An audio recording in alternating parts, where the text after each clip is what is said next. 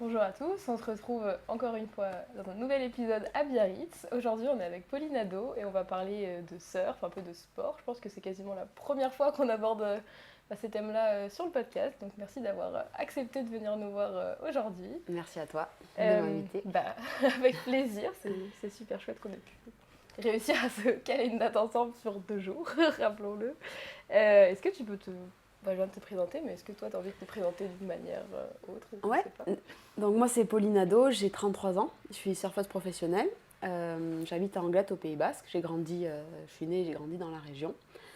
Et voilà, en fait, à l'âge de 18 ans, j'ai eu l'opportunité, j'ai décidé de me lancer de façon professionnelle en surf. Et avant ça, j'ai débuté ce sport à l'âge de 8 ans. Ok, donc tu commences le sport parce que c'est un peu le sport de la région, entre guillemets, ou parce que ta famille en faisait aussi? Comment tu te lances un peu? Alors je pense qu'à ce moment-là, ça date un petit peu, hein, mes débuts, c'était pas forcément un sport encore hyper à la mode. Ok. Moi, mes parents n'y connaissaient vraiment rien au surf, c'était pas du tout des surfeurs, donc on entrait vraiment dans l'inconnu. Par contre, voilà, je viens d'une famille de sportifs. Nous, nos week-ends, c'était rythmé par des sorties VTT, sorties rando. L'été, on passait aussi beaucoup de temps à la mer. Et moi, j'ai toujours été très sportive, attirée par le jeu, en fait, les jeux de balle, le vélo, voilà, courir, tout ça. J'avais cette curiosité, en fait, envers le sport. Et à ce moment-là, je cherchais un petit peu mon sport. J'avais fait du foot, j'avais fait du tennis. Et en fait, dans mon groupe de copains, il y en a un qui a commencé à faire du surf. Et donc, on a tous voulu essayer. Et là, ça a été un petit peu le coup de cœur. Voilà, j'ai été mordue assez vite. Et donc, voilà, ça s'est assez vite accéléré, emballé. C'est vite devenu mon sport principal. Oui, parce que je crois qu'en plus après, ouais, donc tu commençais à 8 ans, je pense qu'à 10 ans, tu gagnes ta première compétition. C'est ça. Donc direct, t'enchaînes assez vite dans la compétition aussi. Tu avais cet esprit un peu compétition dès le départ, ou est-ce que tu... Alors, oui et non, parce qu'en fait, moi, j'avais cet esprit de compète dans la vie, surtout, hein, sur le sport, l'école, tout ça. Mais en fait, quand je commence le surf, mes éducateurs me poussent très vite à faire de la compète. Sauf que je pense que à ce moment-là, j'ai pas encore le niveau, je m'éclate pas en fait en compète parce que c'est trop contraignant. Il y a un temps imparti où j'arrive pas à prendre de vagues. Enfin, vraiment, c'est pas l'éclate, on va dire. Et sauf qu'ils insistent et je persévère un peu. Et à l'âge de 10 ans, en effet, je gagne ma première compète. Et donc là, voilà, je chope un peu ce goût de la gagne. J'arrive à mieux m'exprimer en compète. Et à partir de là, j'ai qu'une envie, c'est de recommencer et de continuer. Donc c'est à ce moment-là vraiment où il y a un déclic, où j'ai vraiment l'envie perso de faire de la compète et où je me donne à fond pour ça. Ok, et du coup, est-ce que tu peux nous expliquer un peu, peut-être avant qu'on continue, comment ça fonctionne justement les compétitions de surf? Ouais. Parce que je pense que si on connaît pas, ça peut paraître peut-être un peu compliqué. Ouais. Comment on est noté, je sais pas, qu'est-ce qu'on doit Donc, faire? alors en surf, on est dans ce qu'on appelle une série, donc on peut être à 4 surfeurs, 3 ou 2. Si on est 4, les 2 premiers passent. Si on est 3, c'est aussi les 2 premiers. Si on est 2, c'est un contre 1. Donc là, c'est seulement le premier qui passe au tour suivant.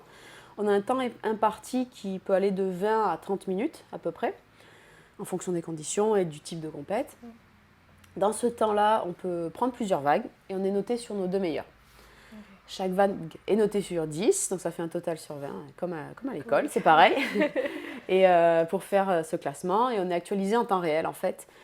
Voilà. Quand je prends une vague, quelques secondes, minutes après, on m'annonce, Pauline, ta dernière vague est notée de temps. Donc ça fait qu'on a toujours la situation en direct. Ce qui fait qu'on doit aussi adapter sa stratégie, son choix de vague, son placement en fonction de cette situation-là. Donc voilà, c'est vraiment différent de ce qu'on appelle le free surf.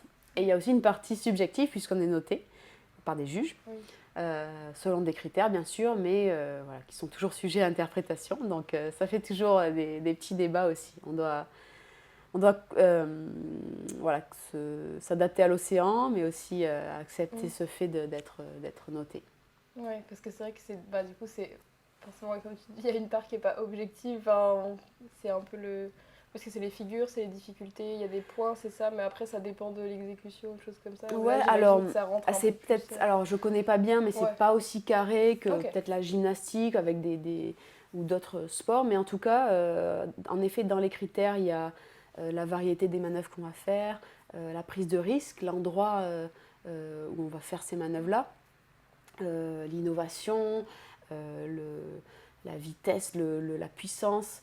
Donc, en gros, si on veut vraiment résumer, on va préférer la qualité des manœuvres à la quantité dans la façon de juger. Donc, deux très belles manœuvres peuvent scorer 8, 9 points.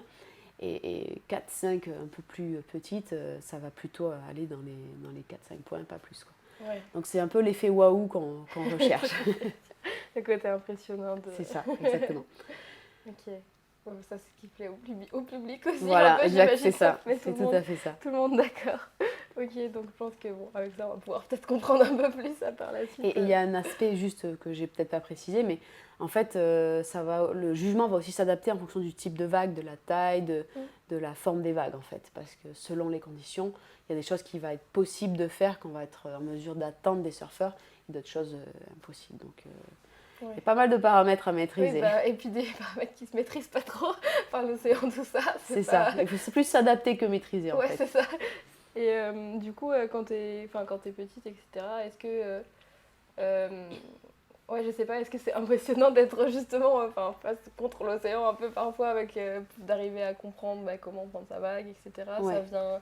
T'arrives facilement un peu à t'adapter justement à cet environnement-là. Ouais, mais complètement, il y a cette notion-là. Alors quand on est petit et qu'on progresse, mais même même plus tard dans sa carrière, et puis même pour les gens qui commencent à l'âge adulte, il y a toujours cet aspect être autonome, s'adapter à l'océan, savoir lire un peu les conditions.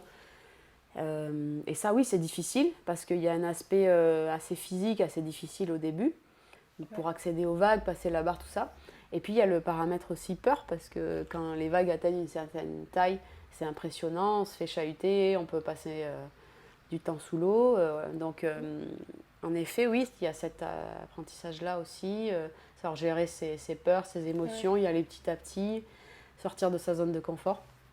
Et toi, t'avais eu peur de l'océan? Enfin, peur de l'océan, mais t'avais... Mais j'ai toujours peur de l'océan. Non, mais c'est sûr que ça s'en va jamais, mais t'étais vraiment... Oui, oui, au début. Petit, on est petit justement aussi, je pense, encore plus. Complètement. Oui, il y avait ce paramètre-là. J'ai des souvenirs de sessions où je panique, je suis en pleurs, tout ça, et où j'ai mes coachs, mes entraîneurs qui essaient de me faire progresser, relativiser, tout ça. Mais oui, il y a ce paramètre-là. Mais c'est comme tout, il faut y aller progressivement. Il y a des choix importants à faire avec déjà adapter le choix du spot en fonction de son niveau, adapter son matériel, progresser petit à petit. Donc c'est toujours, dans certaines conditions, toujours une limite à aller chercher et savoir aussi, comme je disais, sortir de sa zone de confort, mais connaître ses limites aussi. Oui, c'est ça. Sinon, ça devient juste dangereux. Exactement, aussi. C'est ça. C'est pas n'importe... comme tous les sports, mais je pense encore plus avec un élément en plus qu'on maîtrise pas du tout. Ouais. C'est pas trop maîtrisable. Ouais. Et du coup, comment quand tu étais petite, comment ça s'organisait? Est-ce que rapidement tu étais dans un rythme intensif, on va dire, de pratique? Comment est-ce que tu gérais avec l'école aussi? C'est pas forcément le plus simple. Il a fallu s'adapter en effet. Alors, comme je disais, j'ai ce déclic à 10 ans où je me passionne. Alors, je suis déjà passionnée de surf, mais je me passionne aussi pour l'aspect performance et compétitif. Petit à petit, je progresse assez vite et mes résultats me permettent d'avoir une première sélection en équipe de France junior à l'âge de 13 ans. Okay. Donc là, je pars au championnat du monde junior à Tahiti. Donc c'est pas rien pour la petite fille de 13 ans que je suis à ce moment-là. Et là, en fait, je vois le niveau des meilleurs juniors qui ont déjà 17-18 ans, qui sont plus âgés que moi, mais des meilleures australiennes, américaines, qui sont vraiment les nations fortes du surf. Et en fait, quand je vois ça dans ma tête, alors c'est vrai que les discours que j'ai autour de moi, des surfeurs en France, c'est nous les Français, on n'est pas très forts, c'est les Australiens, les Américains, les Brésiliens qui raflent tout, ils sont trop forts et tout. Et en fait, moi, quand j'arrive là-bas, je vois le niveau de ces filles. Dans ma tête, je me dis... mais je pense que je pourrais atteindre ce niveau dans quelques années. Enfin, voilà. C'est ce que je me dis, la partie un peu spontanée, enfant en moi qui me dit ça. Et je pense qu'à ce moment-là, il y a vraiment cette idée dans ma tête qui commence à grandir, de me dire, mais en fait, je pourrais peut-être devenir surfeuse professionnelle. Ok. Et là, ça a été ce déclic-là, à cet âge-là. Et à partir de là, ma motivation, ma dédication à, à mon sport s'est intensifiée. Mes résultats ont petit à petit ont progressé aussi. Et j'ai vraiment. Qu'est-ce qui se passe? Il y a un petit bruit de porte. Et j'ai vraiment, ouais. J'ai eu cette ambition de devenir pro. Et c'est vrai que les résultats ont suivi. Donc en effet, ça a impliqué plus de déplacements, plus d'absence à l'école. Il a fallu un petit peu jongler avec ça. Donc au début, j'avais un cursus normal. Et je m'adaptais en fait. Je disais au prof, là, je vais m'absenter, est-ce que je peux avoir les cours? Ouais. Ça se passait plutôt bien parce que j'étais bonne élève. Et à partir d'un moment, par contre, il a fallu faire un choix. Et du coup, j'ai d'abord été en sport-études en seconde première. Ouais. Et en terminale, j'ai choisi de continuer les cours par correspondance parce que mes déplacements étaient trop importants. Ouais. Donc voilà, mon année de terminale, j'ai faite par correspondance et j'ai passé mon bac. Et après mon bac, j'ai voulu me lancer à 100% dans ma carrière. Et là, tout s'est plutôt bien déroulé. Donc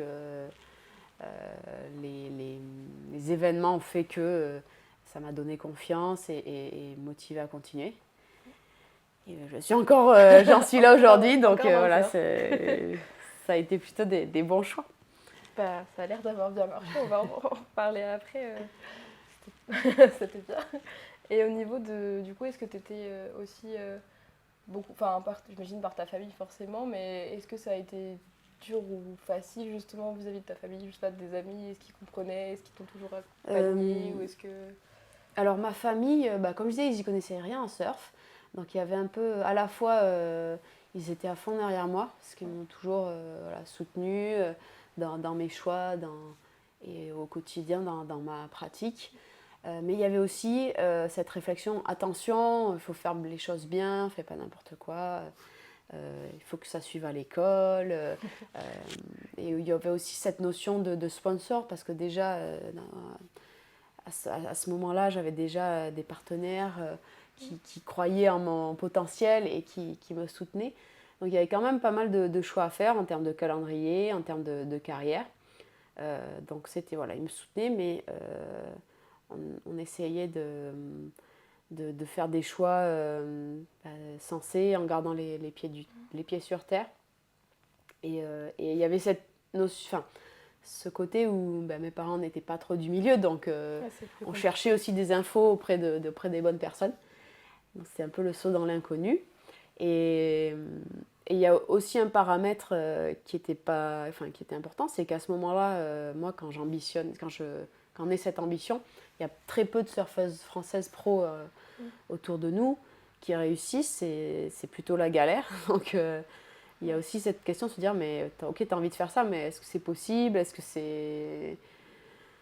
c'est pas un peu utopique? Voilà. Ouais. Et en fait, depuis le sport professionnel, le surf professionnel féminin a bien évolué, donc tout s'est bien déroulé, mais il y a quand même cette interrogation. Et au départ, tu en as parlé un petit peu, mais de tes sponsors, etc., comment tu finances justement le sport? Parce que je pense qu'on se rend pas trop compte non plus du budget, mais il y a le matériel, il y a beaucoup de choses, les déplacements, c'est sûr que ça reste pas en France à chaque fois, donc comment tu finances tout ça Donc il y a, comme tu dis, il y a les déplacements, le matériel, peut-être l'encadrement, le coaching, tout ça. Et alors ça, tout est aux frais des athlètes, quoi. Ouais. La fédération ne participe pas ou peu, alors c'est un peu moins vrai maintenant, parce qu'il y a des aides qui se sont développées, mais grosso modo, c'est vraiment à la charge de l'athlète. Donc comment on finance? Il faut aller essayer d'obtenir, d'avoir des partenaires qui vont nous aider à financer tout ça. Et moi, j'ai eu la chance d'être repérée assez tôt et accompagnée tôt dans ma carrière, ce qui fait que j'avais des partenaires, des sponsors qui finançaient mes déplacements. Et c'est sûr que j'ai eu la chance de faire des voyages pour des compétitions, des entraînements assez extraordinaires dès mon plus jeune âge. Et j'ai mentionné Tahiti, mais voilà, je suis partie assez vite pour m'entraîner et me frotter au meilleur en Australie, à Hawaï, un petit peu partout en Europe. Donc c'était vraiment la vie rêvée. Enfin, pour moi, pour ma passion, c'était la vie rêvée. Alors c'est sûr que à l'école, je loupais des moments avec des amis. Certaines, je ne vivais pas les mêmes choses. Mais voilà, vraiment pour moi, j'ai jamais ressenti ça comme un sacrifice. Ouais, ça te J'étais manquait tellement pas à fond dans ma passion et dans ce que je vivais.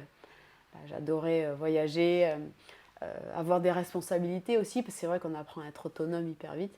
Et moi, j'adorais ça, quoi. Ouais, J'adore toujours, mais tu partais parce que du coup j'imagine que je sais pas, peut-être tes parents t'accompagnaient pas à chaque fois ou je sais c'est pas, ça. donc en fait c'était direct enfin, quand tu dis qu'à 13 ans et tu partais à Ouais, Tahiti, ça semble un peu... je partais seule parfois. Alors, sur place, j'avais des gens Oui, aussi, mais ouais, parfois aller à l'autre bout du monde seule. Et on apprend à être autonome, à se prendre en charge, à vivre en communauté aussi, parce qu'on partait avec d'autres surfeurs et des encadrants. C'était génial. bah, j'imagine. Et du coup tes sponsors, est-ce que du coup tu as des sponsors plutôt de longue date ou qu'est-ce qui, par exemple, tu dois représenter la marque, est-ce que tu as des enfin forcément tu as des contraintes aussi toi C'est aussi ça, j'imagine, ouais. mais c'est... Ouais, est-ce que tu peux nous dire, je sais pas, un Alors, petit peu... ouais, alors au long de ma carrière, j'ai plutôt eu des relations de long terme, en tout cas avec mes équipementiers. Notamment une première marque toute jeune qui m'a accompagnée pendant des années. Et maintenant, je représente la marque Picture Organique, entre autres. Et là aussi, c'est une relation de longue date. Et c'est vrai que moi, dans mes relations partenaires, j'aime bien avoir cette relation de confiance, aussi croire dans leur histoire, leurs produits, leurs valeurs. Et c'est vrai que de ce côté-là, j'ai plutôt eu beaucoup de chance, on va dire, hein, euh, parce que je suis tombée sur les bonnes personnes et j'ai toujours été bien accompagnée. Bah, c'est... Ouais, c'est... En plus, je pense que, je sais pas, mais j'ai l'impression que, du coup, vu que tu viens de Pays-Bas, c'est un peu il y a la culture du surf maintenant et tout, et donc j'ai l'impression que même toutes les marques sont peut-être un peu... T'as sûrement des représentants, des gens qui habitent aussi, je pense, peut-être dans la région, des choses comme ça, donc en fait, t'es vraiment... Je sais pas si c'est comme ça, mais t'es proche directement des marques, ou est-ce que Alors c'est vrai qu'il y c'est... a beaucoup de marques de surf dans la région. Ouais. Donc oui, la proximité fait que on est un petit peu au cœur Ouais. du business surf européen. Après, c'est un peu moins vrai pour mon partenaire actuel, puisque eux, ils viennent plutôt de la montagne à la base. Ok, ouais. Mais maintenant, ils sont vraiment bien établis dans le surf. Et voilà. C'est vrai que maintenant, il y a les marques de surf, il y a des marques extérieures aussi, des marques aussi françaises qui font des super produits maintenant. C'est un sport qui plaît, que beaucoup de gens pratiquent, donc forcément, au niveau business, il y a de la Ouais, c'est concurrence ça. aussi, forcément. Donc, je pense qu'on a fait le presque tour, on va dire, de la question un peu financière, sponsor, etc. Euh, Justement, au niveau matériel, comment tu... Parce que je sais qu'il y a par exemple plusieurs tailles, il y a plein de choses aussi sur les planches de surf. Oui. Comment toi tu... Comment au départ on choisit sa planche par exemple, je sais pas, Les comment on planches de arrive à surf, trouver alors ce qui ça nous c'est un va à sacré nous. sujet pour les surfeurs qui fait beaucoup parler, sur lesquels on est un peu très pointu, on va dire. Pourquoi? Parce que les planches de surf, alors en effet au début ça peut être façonné par des machines, mais c'est fini à la main. Ouais. Donc en fait chaque shaper est un peu un artiste, quoi, et va avoir sa patte, sa finition, sa spécificité.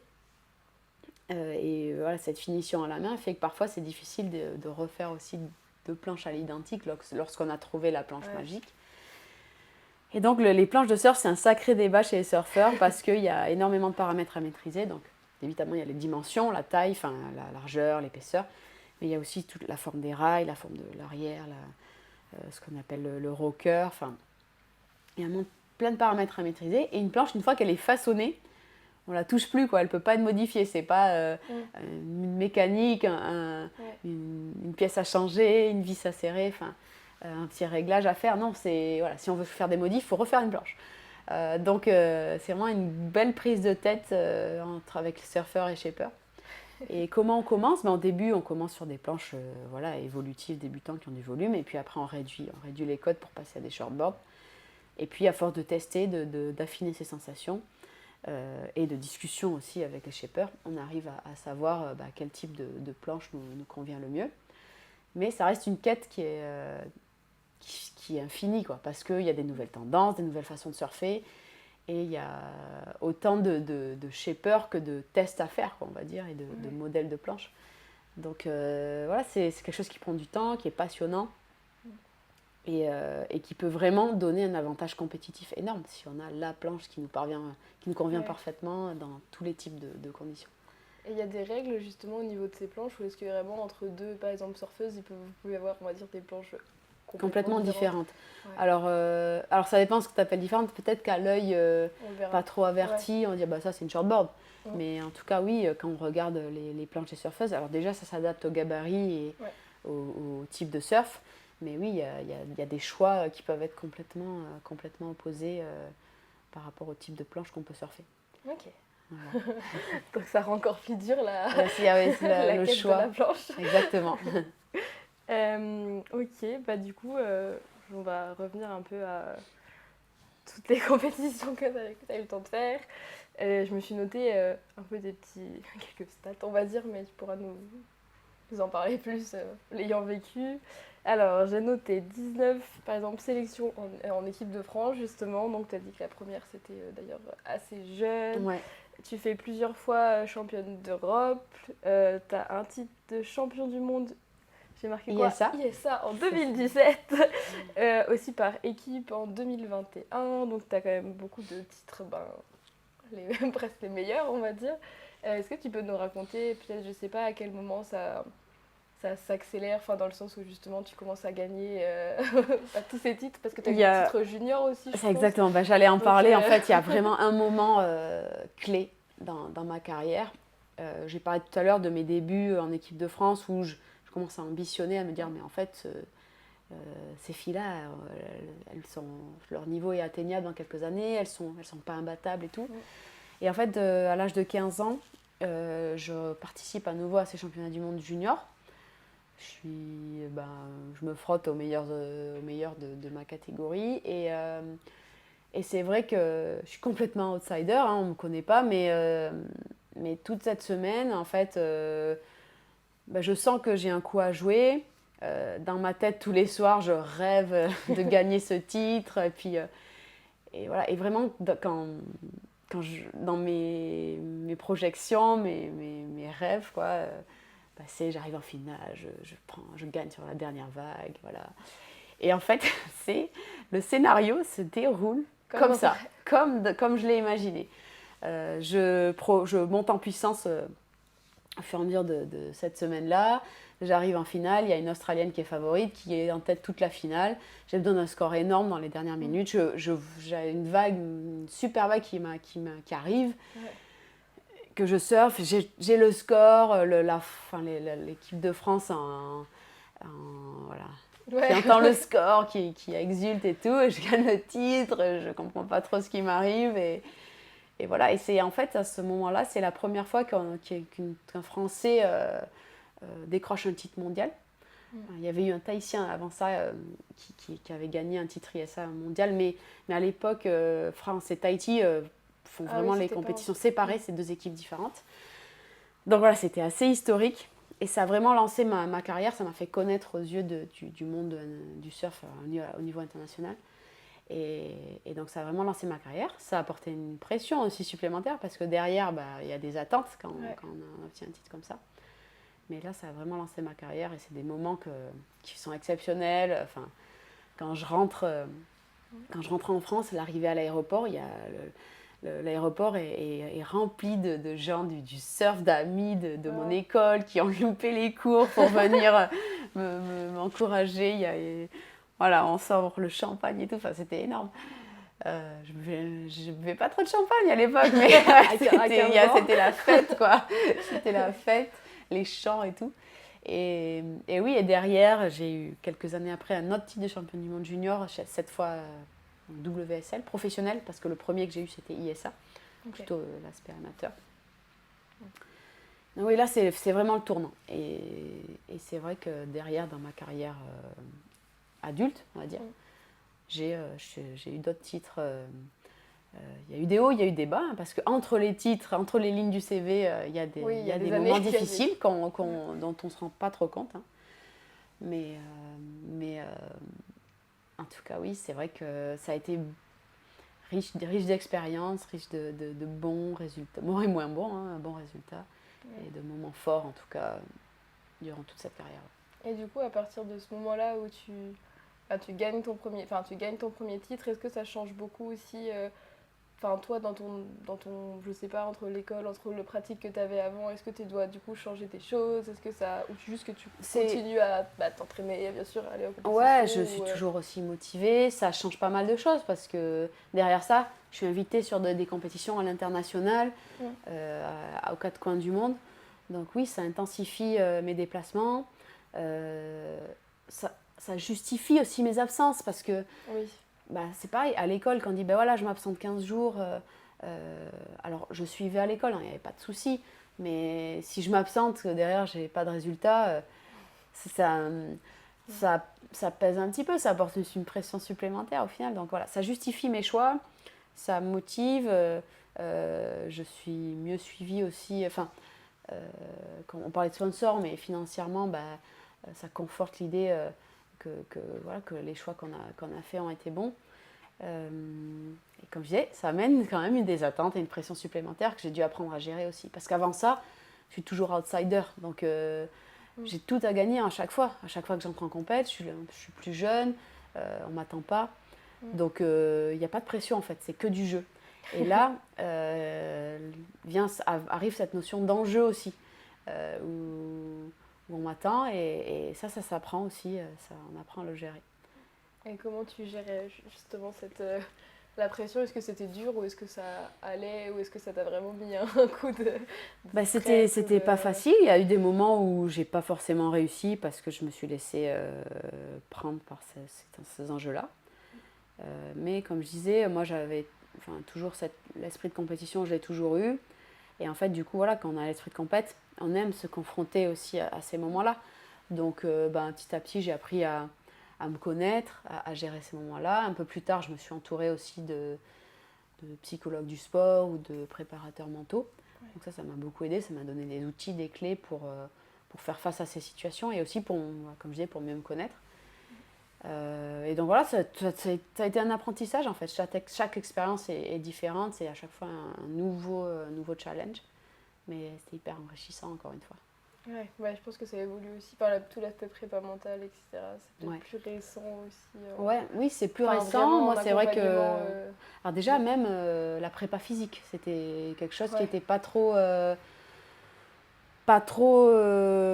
Utilisé en fait en surf. Moi, j'ai commencé assez tôt parce que moi, au-delà d'une surfeuse, je voulais aussi être une athlète. Et donc ça, moi, je l'ai intégré assez vite dans ma carrière. Et la prépa mentale, c'était nouveau aussi. Donc, mais moi, j'ai jamais eu... j'ai toujours été curieuse, en fait, d'explorer toutes les pistes possibles pour pouvoir progresser. Donc, c'est des choses, voilà, aspect mental, nutrition, prépa physique, ça, c'est des choses que j'ai assez vite intégrées dans ma prépa. Peut-être plus tôt que certaines personnes à ce moment-là. Ouais. Et donc voilà, maintenant tout le monde optimise à fond parce que le niveau s'élève, il y a de plus en plus de concurrence, de plus en plus d'enjeux. Mais c'est vrai qu'à ce moment-là, tout le monde ne le faisait pas. Ouais, on sait maintenant qu'il faut faire ça, donc tant mieux. Il faut tout optimiser en fait. Il faut vraiment tout optimiser. Du coup, juste avant, tu parlais un peu justement aussi des hauts et des bas. C'est quoi Enfin, c'est pas trop personnel non plus, mais les bas dans ta carrière, est-ce que c'est je sais pas, des motivations? Est-ce que c'est parce que tu rates un titre que tu voulais ou c'est autre chose? Qu'est-ce qui se passe dans une carrière? Un peu de tout ça. Déjà, c'est vrai que chaque compétition, tu as des ambitions de résultats quand tu y vas. Donc, et au final, on perd quand même beaucoup plus qu'on gagne. Donc, chaque compétition où on ne fait pas un résultat, c'est une déception. Mais moi, je dirais, un des moments les plus durs, il y en a eu plusieurs, mais il y en a un en 2014 où je ne fais pas une très bonne année, les résultats ne suivent pas. Et en fait, c'est vrai que quand on est compétiteur, on donne tellement d'importance aux résultats, au classement qu'on fait, à la médaille qu'on va obtenir, que quand on n'a pas ces résultats, on perd la confiance, on perd un petit peu l'estime de soi, parce qu'on on colle aussi beaucoup notre estime de soi à ces fameux résultats. Et donc voilà, que cette année-là, ça va pas bien, je perds la motivation, j'ai plus d'envie, même plus envie d'aller à l'eau pour mon plaisir, quoi. Et ça, c'est un vrai choc parce que j'étais passionnée par le surf tellement tôt dans ma carrière, et j'ai voulu faire une carrière pro tellement tôt dans ma carrière, qu'à ce moment-là, j'ai plus envie d'aller à l'eau. Et je me dis, mais qu'est-ce que je vais bien pouvoir faire, quoi. J'ai pas d'alternative. Et en fait, j'ai eu pas mal plusieurs semaines, plusieurs mois de réflexion, de prise de recul. Je me suis fait aider à ce moment-là d'une préparatrice mentale aussi, qui m'a aidé à changer un peu de perspective, à modifier mes objectifs en fait, de plus me focaliser sur moi, ma progression personnelle dans mon sport plutôt que sur vraiment concrètement les résultats que je pouvais obtenir. De plus m'être focalisée sur le fond en fait que sur la forme. Et ça m'a redonné un élan de motivation. Et ça a relancé en fait mes ambitions, ma carrière. Mais c'est vrai que ça a été un moment difficile. Et après, plus récemment, il y a eu une année où je perds ma place en équipe de France. Ça a été un coup dur, un moment qui commençait à être important pour la qualif aux Jeux Olympiques de Tokyo, où j'ai pu rebondir et revenir. Et voilà, et encore dernièrement, l'année dernière, j'ai loupé ma qualification pour les Jeux de Paris 2024. Donc ça a été un moment difficile aussi, qui m'a pris pas mal de temps, voilà, à me remettre, et comme je disais, à reprendre du recul, à remettre les choses dans son contexte.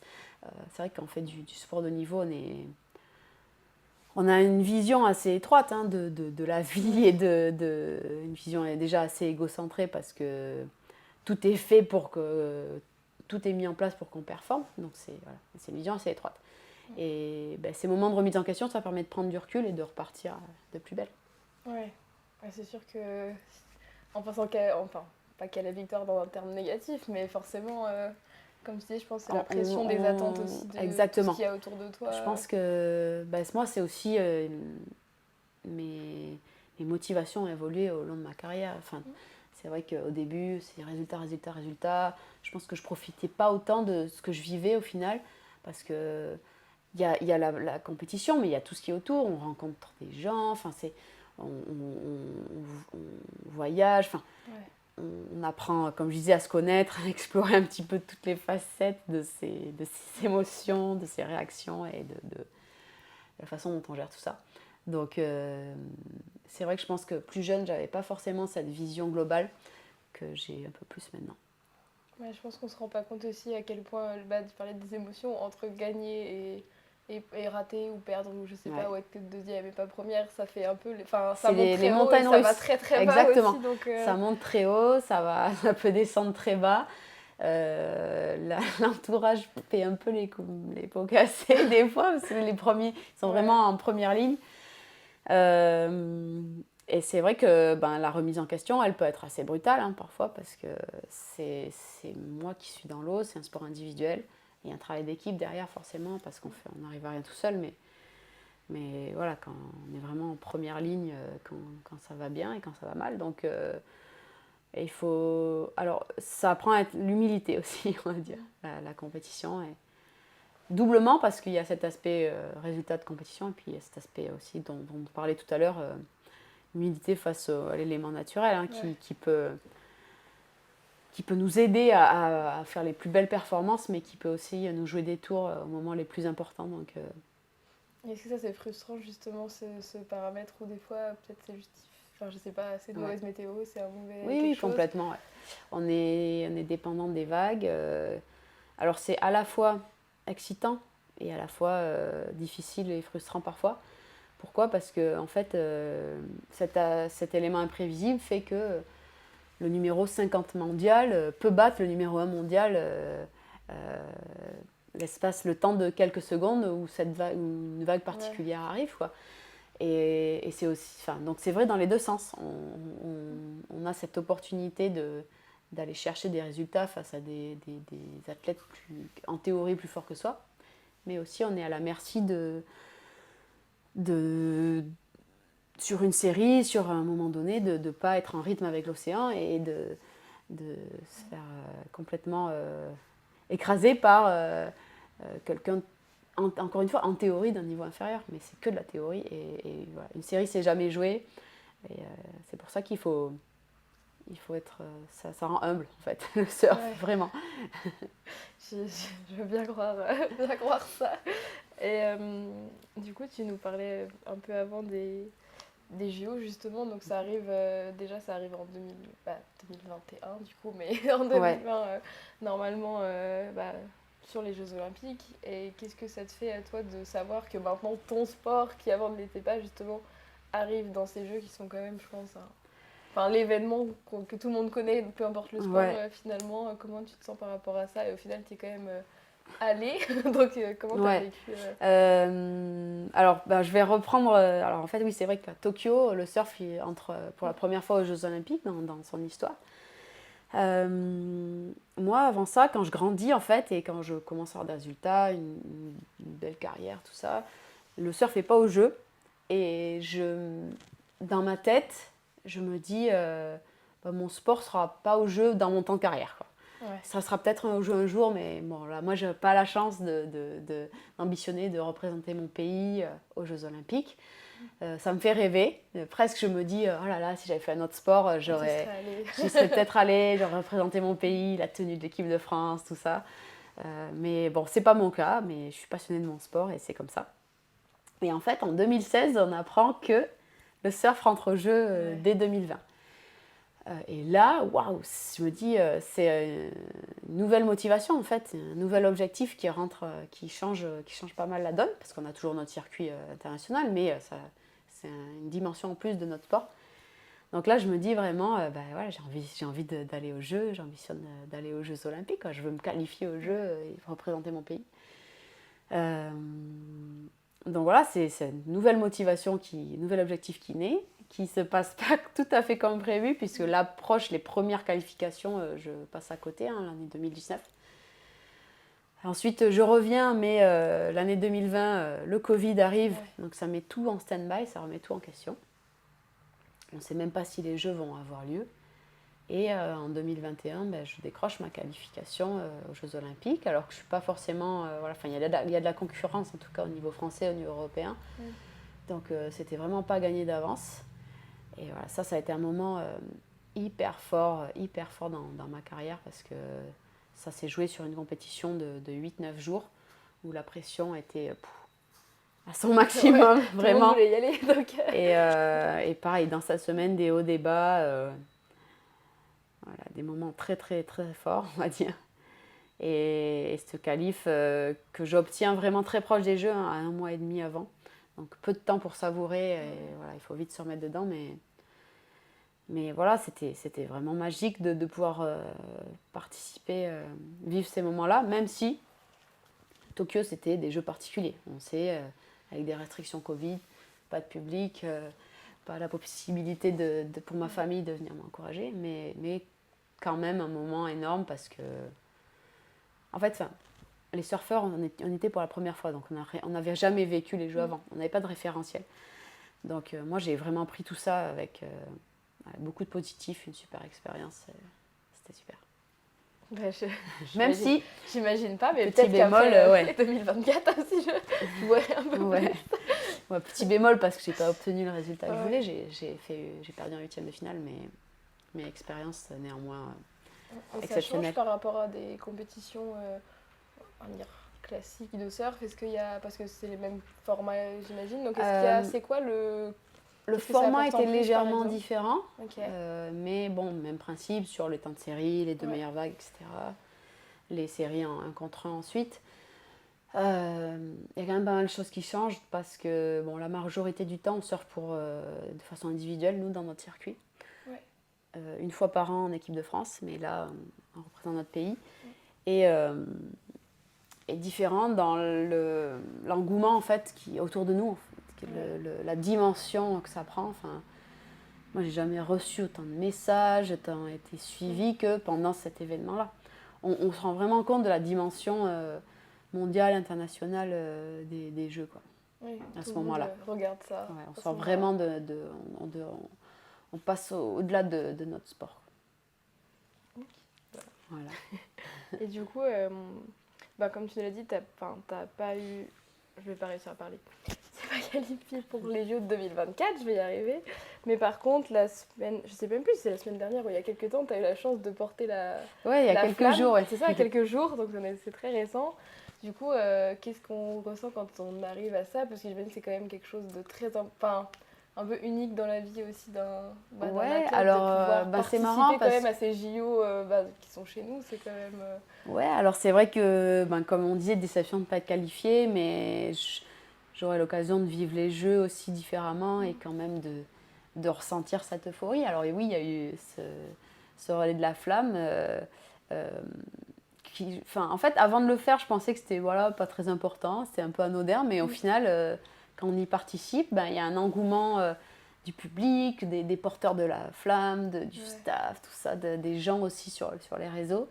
Et c'est, on va dire, un petit échauffement avant les Jeux. Et déjà, on a pu ressentir l'engouement vraiment populaire autour de ces Jeux.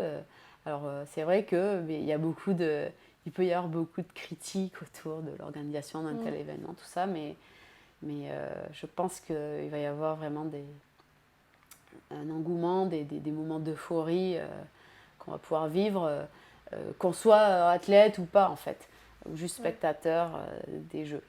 Et c'est génial de pouvoir vivre ces émotions. Et c'est vrai que j'ai commencé à toucher du doigt ça au relais de la flamme.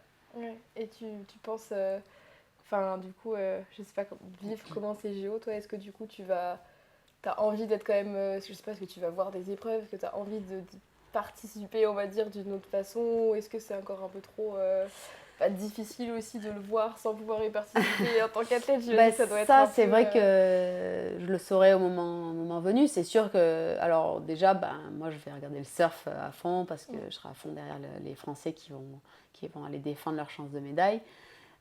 Il y aura toujours sûrement ce petit pincement de ne pas y être en tant qu'actrice.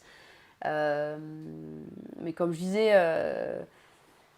avant Tokyo, j'ai toujours été spectatrice des Jeux et c'était des moments aussi où j'étais à fond derrière cet événement, derrière les Français. Et je pense que ça sera la même chose pour Paris 2024, et d'autant plus parce que c'est en France. Donc voilà, il y aura sûrement ce petit pincement par rapport à ma discipline, mais néanmoins, l'engouement en tout cas de supporter toute l'équipe de France à fond. J'ai pas prévu pour l'instant énormément d'assister à des épreuves. En tout cas, c'est sûr, c'est que je vais suivre ça à la télé comme beaucoup de gens. J'exclus pas de me rendre en fait sur place pour un petit peu participer à tout ce qui se passe autour. Mais voilà, bon, pour l'instant, c'est pas encore très défini, mais en tout cas, du monde et tout ça, je crois, donc on pourra y aller. Mais en tout cas, ouais, non, on sent que la mayonnaise commence à prendre. On est vraiment très, très proche là, de l'événement. Donc, voilà, moi, je suis ça à fond en tout cas. Et au niveau du surf, moi, je suis pas du tout le surf de manière comme ça. Je connais pas grand-chose, mais est-ce que tu peux nous dire un peu, je sais pas, justement, est-ce que par rapport au classement en ce moment, comment nous, la France par exemple, on est par rapport à ta discipline, est-ce que... Ouais, donc alors le surf, ça va se dérouler à Tahiti, sur la vague de Te Aupo, donc qui est une vague très très spécifique, magnifique mais aussi très dangereuse, qui casse sur du récif, donc il y a peu de profondeur d'eau, la vague est très très puissante. Et donc par rapport à l'équipe de France, franchement, on a des très très belles chances de médaille, puisqu'il y a 2 spécialistes de ce spot dans l'équipe, qui sont Kaolivas et Vaine Fierro, qui sont vraiment des gros espoirs de médaille. À côté de ça, qui complète l'équipe, il y a Johanne Defay, qui est numéro 2 mondial actuellement, et qui est vraiment très très à l'aise sur les vagues de récif. Donc encore une fois, chance de médaille. Et également Johan Duru, qui est lui landais et qui est lui un spécialiste des tubes. Donc voilà, si les conditions. Enfin, spécialiste des tubes, mais en plus, voilà, grosse expérience au plus haut niveau. Donc on a une équipe de France voilà, plutôt solide et je pense qu'on peut vraiment espérer décrocher des médailles. Alors évidemment, il y a la concurrence. Hein. Ouais. Il y a des grosses nations, des grosses individualités qui vont défendre leur chance aussi. Mais voilà, on peut espérer des belles choses pour cette équipe. Bon, on va suivre ça avec attention et espérer des belles médailles, quelle que soit la discipline, mais aussi dans le surf. Du coup, comment j'ai envie de la demander, parce qu'entre tes 8 ans et maintenant, il y a quand même beaucoup de temps aussi. Comment justement on fait pour un peu durer à haut niveau? On a vu peut-être des hauts et des bas, mais aujourd'hui tu as encore gagné des titres quand même assez récemment, etc. Donc comment tu t'arrives à continuer à progresser et à rester au niveau avec les autres, etc. Et puis, ouais, je sais pas. Je pense que j'ai un peu touché du doigt une partie de la réponse tout à l'heure quand j'ai dit que ma carrière avait évolué et que mes motivations avaient évolué en fait au fur et à mesure de ma carrière. Et je pense que c'est une des clés en fait, c'est savoir un peu c'est pas se réinventer, mais ouais, changer ses approches. Voilà, changer ses approches, retrouver un nouveau souffle, de nouvelles motivations. Donc ça a été... Et moi, quand je regarde, il y a on va dire, 3 phases dans ma carrière, finalement, par rapport à ça. Il y a ça, il y a aussi tout simplement la régularité dans la discipline, dans l'intensité, la motivation qu'on met au quotidien. Et moi, au-delà du fait d'aimer la compétition, d'espérer décrocher des résultats, j'ai toujours aimé, en fait, m'entraîner et progresser. Et faire ça au quotidien, que ce soit dans l'eau, dans mes séances d'entraînement technique ou de prépa physique, tout ça.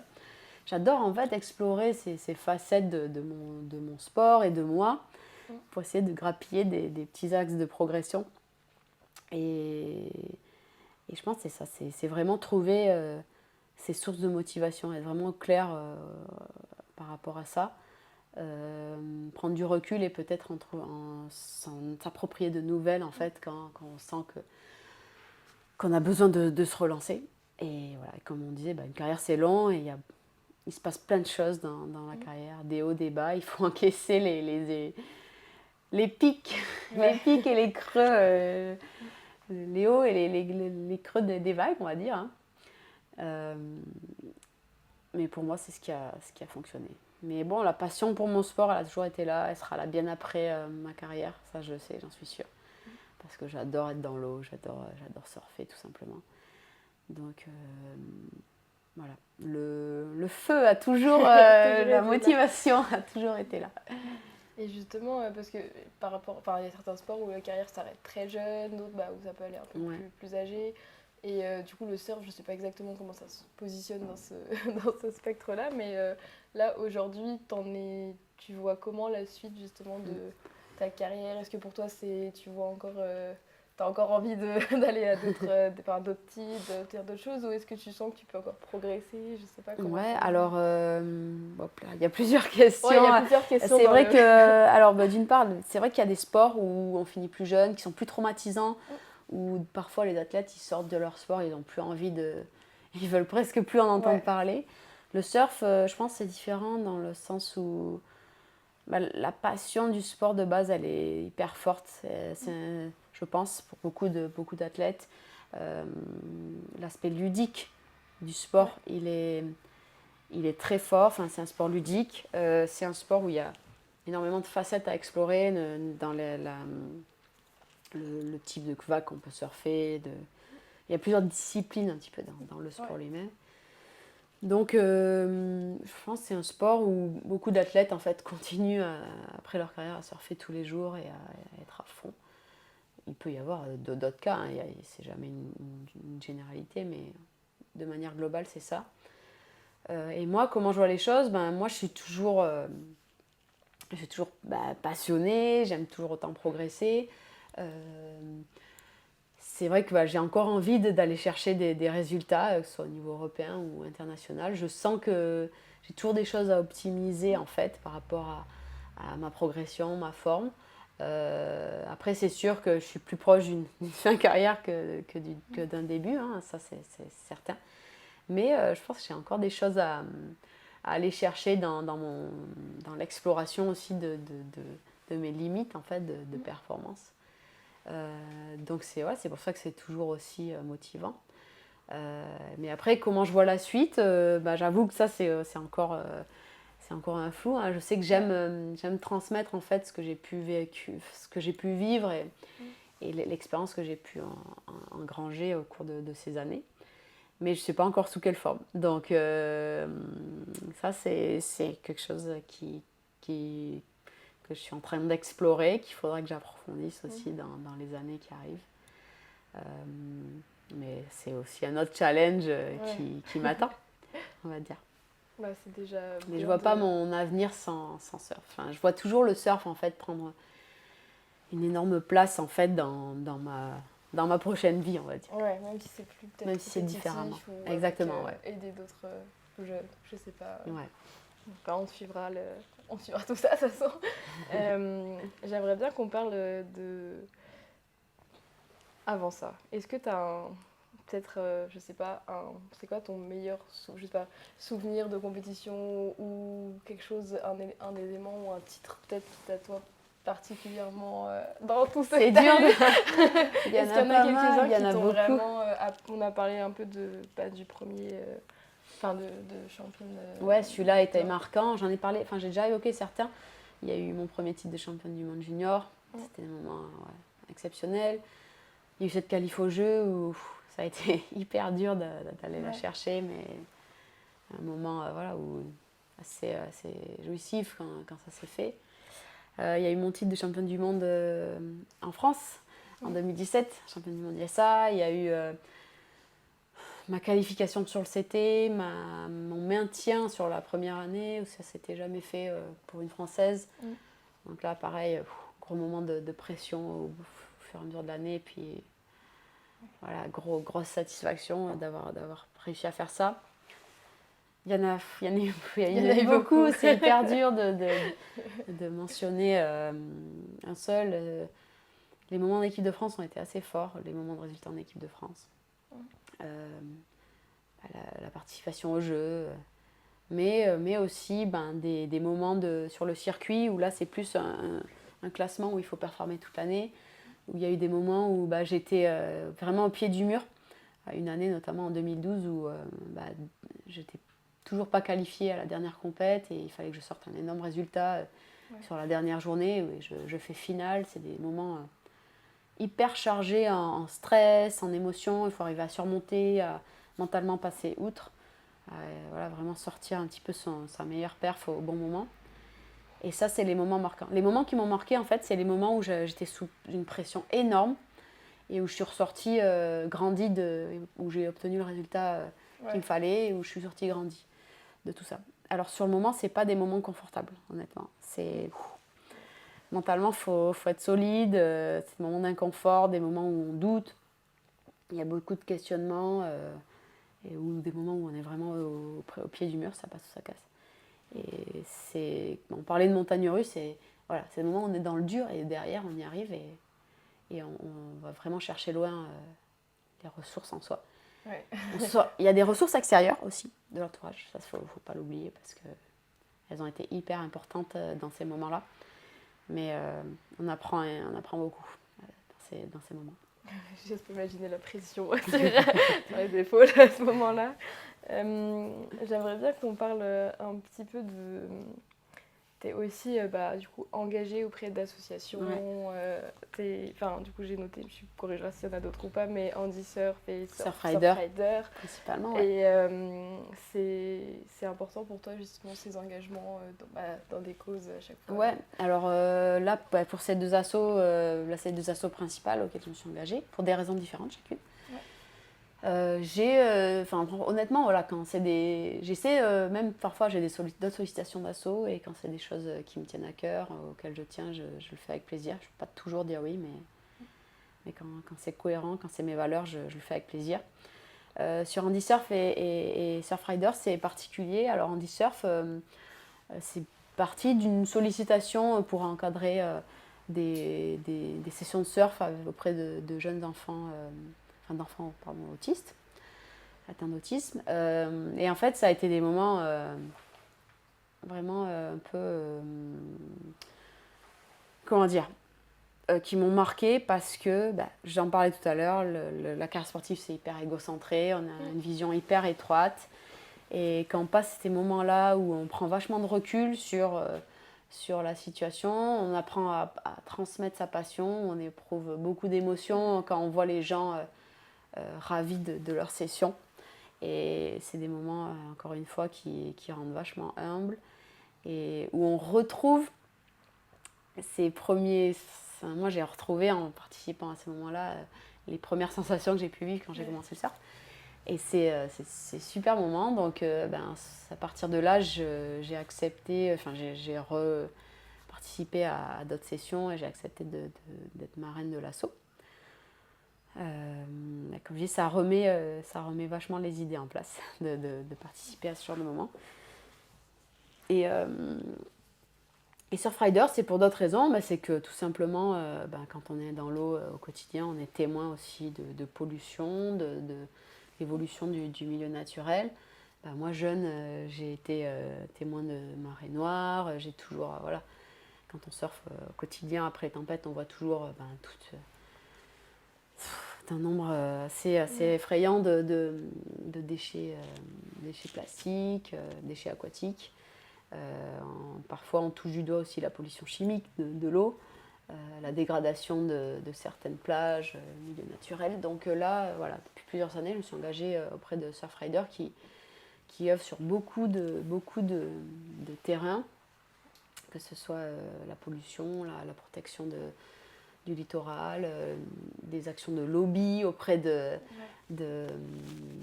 politiques aussi pour faire vraiment bouger les choses au plus haut niveau. Et donc voilà, c'est hyper intéressant et c'est des choses qui me tiennent à cœur aussi. Et pour Handy Surf, tu nous as déjà parlé de ce que tu faisais. Par exemple, pour Surfrider, ça se traduit comment le fait de... Alors, Surfrider, ils ont beaucoup de sujets, donc beaucoup d'actions. Comment ça se traduit ? C'est pas mal d'actions sur les journées, leurs actions un peu phares qui sont les initiatives Océane, les ramassages de déchets. Donc c'est des moments qui sont chouettes parce que, alors évidemment, on vient ramasser les déchets, c'est ce qu'on retient, mais au final, quand on participe, c'est pas ramasser les déchets parce qu'on sait que la prochaine tempête va en amener d'autres. Ce qui est important après, c'est vraiment l'aspect pédagogique derrière, parce qu'en fonction de ce qu'on a trouvé, on va expliquer, ça vient de là. Ça, c'est parce que ça n'a pas été traité à ce niveau-là. Ça, c'est parce qu'on l'utilise sûrement à tort. Il y a d'autres solutions. Est-ce qu'on ne peut pas trouver d'autres solutions pour plus utiliser ces déchets-là et éviter qu'ils se retrouvent sur nos plages. Et ça mène vraiment à une réflexion assez profonde sur nos façons de consommer, nos choix de consommation et nos gestes au quotidien. Donc ça c'est chouette parce que je pense que chaque personne qui vient à un ramassage de plage et fait cette pédagogie derrière va vraiment réfléchir à sa façon de consommer au quotidien. Que ce soit des enfants, des adultes, des gens, toutes les générations vraiment. Et ça c'est chouette. Et moi à chaque ramassage en plus j'apprends des choses et ça me fait... ça me questionne aussi sur mes choix. Alors pour plus ou moins terminer, il me reste des petites questions mais plus rapides. Enfin, quoique la première, je sais pas, est-ce que tu as quelques conseils que, je sais pas, pour des personnes qui débutent le surf ou qui veulent se lancer en pro par exemple, qui, je sais pas, qui hésitent ou qui savent pas, est-ce que tu as quelques conseils que toi t'aimerais donner Je pense que dans les deux cas, c'est quand même une question, il y a pas mal une question d'assiduité parce que le surf, c'est vrai que c'est un sport qui peut être difficile au début, où on se fait pas mal chahuter par les vagues, où c'est assez physique. La progression n'est pas linéaire parce qu'en fonction des conditions, c'est plus ou moins facile. Donc il faut vraiment y passer du temps. Le jeu en vaut la chandelle, c'est quand même des sensations assez uniques. Et puis finalement, je pense que quand on se lance dans une carrière professionnelle, c'est un petit peu pareil, hein. La progression n'est pas toujours linéaire. Peut-être qu'à ses débuts, on n'est pas le meilleur. Mais ce qui compte, c'est vraiment... on parle beaucoup, voilà, c'est le travail qui paye, mais c'est vrai en fait. C'est l'implication sur le long terme, l'implication qu'on va y mettre au quotidien qui paie. Voilà, et comme je disais, c'est pas parce qu'on n'est pas le meilleur à un moment de sa jeunesse ou de sa carrière qu'on peut pas le devenir dans quelques années avec de la motivation, du travail, de la réflexion aussi sur peut-être les manières les plus opportunes de progresser. Voilà. Moi, c'est ce que j'ai envie de dire en fait, c'est que la vérité d'un jour n'est pas la vérité de toujours finalement. Et dans un sens comme dans l'autre. On peut être le meilleur à un certain moment et c'est jamais acquis pour plusieurs années ou pour toute la vie. Donc voilà, on dit souvent, il faut se donner les moyens de ses ambitions. Il faut en même temps rêver grand et garder les pieds sur terre, avoir toujours cette lucidité, mais ces ambitions.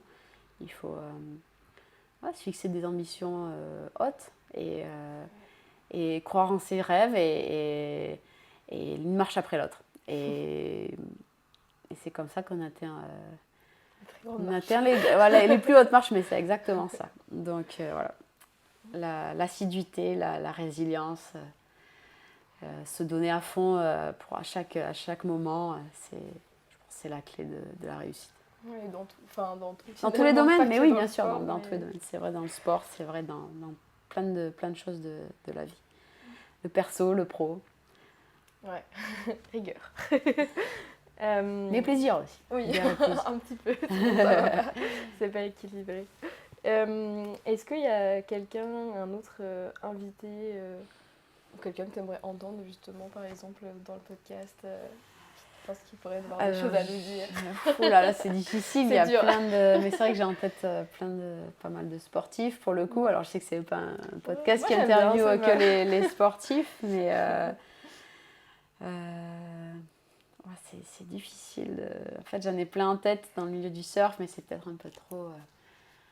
Ça doit être une petite série surf. Un peu trop axé surf. C'est difficile. Franchement, je pense que n'importe quel sportif qui a une carrière, comme on disait, faite de haut et de bas, c'est là où on a les témoignages les plus intéressants. Hein. Moi, j'aime beaucoup aussi le côté, alors c'est peut-être pas sport en compétition, mais un petit peu alpinisme, tout ça. Je trouve que c'est des histoires assez fortes. Donc, si tu as l'occasion aussi peut-être d'interviewer ce genre de profils qui ont vraiment été au bout d'eux-mêmes sur de l'aventure entre guillemets, hein, parce que ça je trouve ça assez intéressant. C'est des pistes à explorer. Je suis assez fervente de témoignages, je lis pas mal de bouquins sur ce genre d'expériences. Il y en a beaucoup en plus, enfin de plus en plus je trouve, explorateurs un peu tout ça. Je trouve ça chouette. Je sais pas s'ils voudront bien me recevoir, enfin me laisser me les faire venir, mais on va essayer. Le podcast va grandir et du coup de plus en plus de grands noms viendront témoigner.